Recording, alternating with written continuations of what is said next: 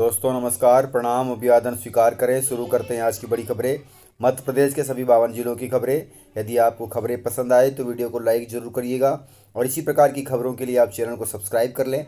खबरें पूरी पाने के लिए वीडियो अंत तक जरूर देखिएगा। मध्य प्रदेश में पंचायत चुनाव हो सकते हैं लेट। मध्य प्रदेश पंचायत चुनाव को लेकर हाई कोर्ट में याचिका दायर हो गई है। मध्य प्रदेश में पंचायत चुनाव की तारीखों का ऐलान हो गया है, लेकिन चुनाव को लेकर घमासान जारी है। एक तरफ जहां विपक्षी पार्टी कांग्रेस लगातार शिवराज सरकार पर निशाना साध रही है, वहीं शिवराज सरकार भी पंचायत चुनाव को लेकर अडिग है। पंचायत चुनाव को लेकर दर्जनों याचिका लगाई गई है हाईकोर्ट में कि पंचायत चुनाव पर रोक लगाई जाए, जिसको लेकर आज हाईकोर्ट की ग्वालियर खंडपीठ में सुनवाई होगी, जिस पर पूरे प्रदेश की नजरें हैं। पंचायत चुनाव पर रोक लगाने के लिए दायर की गई याचिका में तर्क दिया गया है कि पहले से ही पंचायत चुनाव से जुड़ी हुई 1 दर्जन याचिकाएं विचाराधीन है। ऐसे में मध्य प्रदेश सरकार ने शिवराज सरकार ने चुनाव आयोग के साथ मिलकर तारीखों का ऐलान क्यों किया। इसके चलते तमाम तैयारी कर रहे लोग जो आरक्षण को लेकर होने वाली रोटेशन प्रक्रिया के चलते इंतजार में थे, उनके साथ अन्याय हो रहा है, ऐसा कांग्रेस का कहना है। याचिकाकर्ताओं का कहना है। कांग्रेस का कहना है कि जब हाईकोर्ट ने दोनों ही पक्षों को 2 सप्ताह का समय जवाब पेश करने के लिए दिया था, ऐसे में शिवराज सरकार डर गई और आनन फानन में उसी दिन चुनाव की तारीखों का ऐलान कर दिया। याचिकाकर्ताओं का साफ कहना है कि मध्य प्रदेश सरकार लोकतंत्र के इस जरूरी प्रक्रिया को गलत ढंग से कराना चाहती है, जो कि गलत है। ऐसे में ग्वालियर, इंदौर, जबलपुर सहित सभी की पंचायत चुनाव से जुड़ी हुई याचिकाओं पर सुनवाई एक साथ मध्य प्रदेश हाईकोर्ट जबलपुर में होगी।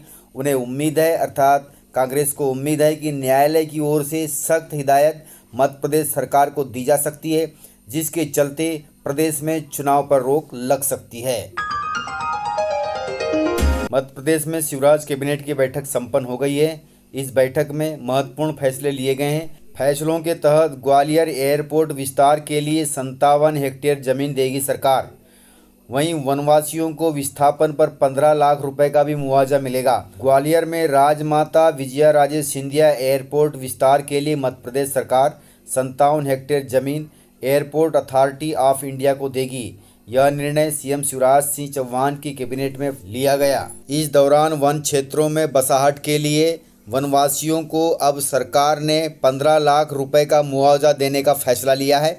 अभी तक यह राशि 10 लाख रुपए थी, लेकिन शिवराज सरकार ने अपने कैबिनेट में यह राशि बढ़ाकर 15 लाख रुपए कर दी है। नए एयरपोर्ट में भव्य पार्किंग होगी, बड़ी टर्मिनल का निर्माण होगा, 700 पैसेंजर वाहन एक साथ पार्किंग में लगाए जा सकेंगे, 12 छोटे विमान एक साथ खड़े हो सकेंगे, कार्गो विमान भी उतारा जाएगा एवं अन्य नागरिक सुविधाएं भी जुटाई जाएंगी। इसके लिए सरकार द्वारा 57 हेक्टेयर जमीन ग्वालियर एयरपोर्ट अथॉरिटी को दी गई है। वहीं कैबिनेट में ग्वालियर व्यापार मेला के प्रबंधन एवं नियंत्रण का काम अब वाणिज्य कर के बजाय एमएसएमई विभाग को देने का फैसला लिया गया है। इसके लिए कैबिनेट ने ग्वालियर व्यापार मेला प्राधिकरण संशोधन विधेयक 2021 के प्रस्ताव को कैबिनेट में मंजूरी दे दी है। कैबिनेट में छिंदवाड़ा विश्वविद्यालय का नाम बदलकर राजा शंकर शाह करने के प्रस्ताव को भी मंजूरी दे दी गई है। वहीं सीएम शिवराज सिंह चौहान ने किया है बड़ा ऐलान। उन्होंने कहा कि इंदौर और भोपाल में स्थापित होंगे logistic park. CM Shivraj Singh Chouhan ने कहा कि मध्य प्रदेश जल, वन और खनिज संपदा से भरपूर है। अधोसंरचना का तेजी से विकास हो रहा है। उद्योगों के अनुकूल माहौल होने की वजह से निवेश भी बढ़ रहा है। प्रदेश में सरकार ने भारतमाला परियोजना के पहले चरण में इंदौर और भोपाल में लॉजिस्टिक पार्क स्थापित करने का फैसला लिया है। अटल एक्सप्रेसवे और नर्मदा एक्सप्रेसवे के आसपास औद्योगिक टाउनशिप भी बनाई जाएगी। यह बात सीएम शिवराज सिंह चौहान ने दिल्ली में आयोजित स्टेट पॉलिसी कॉन्क्लेव 2021 को वीडियो कॉन्फ्रेंसिंग के माध्यम से संबोधित करते हुए कही। सीएम शिवराज सिंह चौहान ने कहा कि मध्य प्रदेश देश का फार्मा और गारमेंट हब है। यहाँ पे गारमेंट अर्थात टेक्सटाइल्स मिलें बहुत ज़्यादा हैं। कपड़े का निर्यात किया जाता है। यहाँ पर मेडिकल की सुविधाएं हैं। ज़्यादा से ज़्यादा दवाई की कंपनियां हैं। प्रदेश के युवाओं को अपना उद्योग स्थापित करने के लिए मुख्यमंत्री उद्यम क्रांति योजना भी प्रारंभ की गई है, जिसके तहत आप लोन लेकर के अपना उद्योग स्थापित कर सकते हैं। मुख्यमंत्री चौहान ने कहा कि युवा रोजगार करने की जगह रोजगार देने वाले बने। नए क्षेत्रों में निवेश की संभावनाओं को तलाशा जा रहा है। इंदौर और भोपाल में लॉजिस्टिक पार्क स्थापित करने का फैसला लिया गया है। किसानों के लिए बड़ी राहत की खबर है। मध्य प्रदेश में अब किसानों को एसएमएस से पता चलेगा कि कहां कितनी मात्रा में खाद है। रबी फसलों के लिए किसान डीएपी और अब यूरिया के लिए परेशान हो रहे हैं। सरकार दावा कर रही है कि खाद की पर्याप्त उपलब्धता है। प्रदेश में केंद्र सरकार से लगातार आपूर्ति भी हो रही है। इसके बाद भी वितरण व्यवस्था गड़बड़ाई हुई है। सहकारी समितियों के बाहर लंबी लाइनें लग रही हैं खाद के लिए किसानों की। इस व्यवस्था को सुधारने के लिए, किसानों को राहत देने के लिए अब सरकार नई व्यवस्था बनाने जा रही है।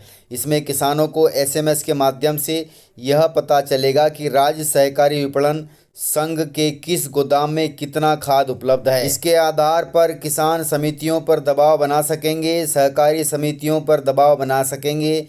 जब संघ के गोदाम में खाद है तो वे उसे लेकर वितरित क्यों नहीं कर रहे हैं।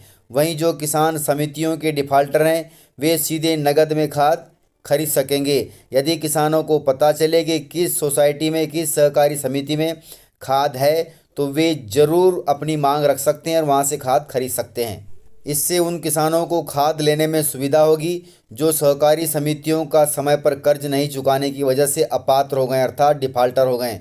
वे खाद प्राप्त कर सकेंगे। यह सुविधा निःशुल्क रहेगी जो मोबाइल पर एसएमएस के माध्यम से सरकार द्वारा खाद के लिए दी जा रही है। विभाग के अपर मुख्य सचिव अजित केसरी ने बताया कि केंद्र सरकार ने किसानों को अधिक से अधिक सूचना और सुविधा उपलब्ध कराने के लिए सूचना प्रौद्योगिकी का उपयोग करने के निर्देश दिए हैं।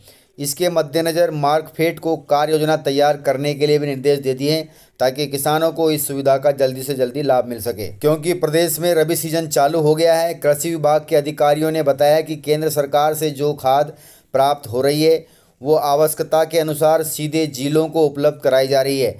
प्रतिदिन 6 से 7 रेलवे रैक के माध्यम से यूरिया आ रही है, जिससे किसानों को उनकी मांग के अनुसार खाद मिल रही है। सभी जिला अधिकारियों को निर्देश दे दिए गए हैं कि वे खाद की मांग कम से कम 1 सप्ताह पहले बताएं सरकार को या फिर अधिकारियों को, ताकि उसके हिसाब से आपूर्ति सुनिश्चित कराई जा सके। मध्य प्रदेश में शिक्षकों के लिए बड़ी खबर है। 25 दिसंबर को भोपाल में मध्य प्रदेश के शिक्षकों का होगा महासम्मेलन। सीएम शिवराज सिंह चौहान को भी आमंत्रित किया गया है। पुरानी पेंशन बहाली के लिए शिक्षक प्रदेश भर में मनोकामना यात्रा निकाल रहे हैं, जिसका समापन 25 दिसंबर को भोपाल में होगा। भोपाल आने से पहले प्राचीन शिव मंदिर महादेव के सामने पुरानी पेंशन की अर्जी महादेव को लगाएंगे, शिव भगवान को लगाएंगे। इस महासम्मेलन में भाजपा के स्थानीय जनप्रतिनिधियों को भी आमंत्रित किया जाएगा।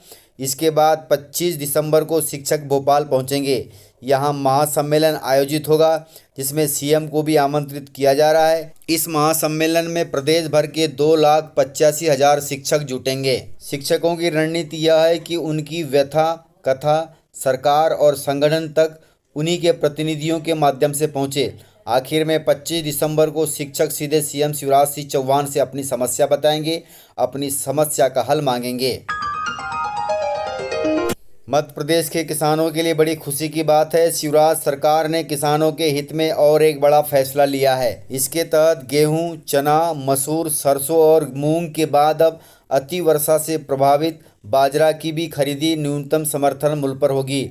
इसके लिए सहकारिता मंत्री डॉक्टर अरविंद सिंह भदौरिया ने केंद्रीय कृषि मंत्री नरेंद्र सिंह तोमर को पत्र लिखकर विशेष अनुमति मांगी है। आप सभी को मालूम है कि इस साल जून से लेकर अगस्त तक मध्य प्रदेश में भारी बारिश हुई थी। इसमें ग्वालियर चंबल संभाग में तो बाढ़ आ गई थी।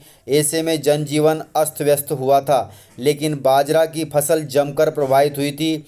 कई जगह पर बाजरा काला पड़ गया था और कई जगह दाना छोटा भी रह गया। इन्हीं बाढ़ प्रभावित फसलों को खरीदने के लिए सीएम शिवराज सिंह चौहान ने बड़ा फैसला लिया है। 29 नवंबर से शुरू हुई बाजरा की समर्थन मूल्य पर खरीदी, जो कि प्रति कुंटल 2250 रुपये थी, उसे रोक दी गई थी। ऐसे में किसानों के विरोध और भारी नुकसान को देखते हुए शिवराज सरकार ने फिर से खरीदी शुरू करने का फैसला किया है। अर्थात बाढ़ से जो भी फसलें खराब हुई है, जो भी अन्न खराब हो गया है, उन सभी फसलों को समर्थन मूल्य पर सरकार खरीदेगी ताकि किसानों को राहत मिल सके।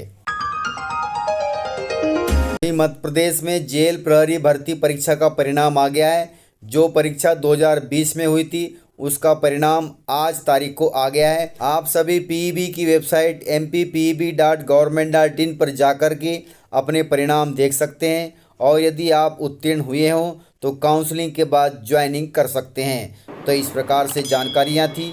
यदि आपको जानकारियाँ पसंद आई हो तो वीडियो को लाइक ज़रूर करिएगा और यदि आपने वीडियो पूरा देखा है तो उसके लिए बहुत बहुत धन्यवाद। वीडियो को ज़्यादा से ज़्यादा अपने दोस्तों में शेयर करें ताकि वे भी जानकारियों से अपडेट रहें और जानकारियों का लाभ ले सकें।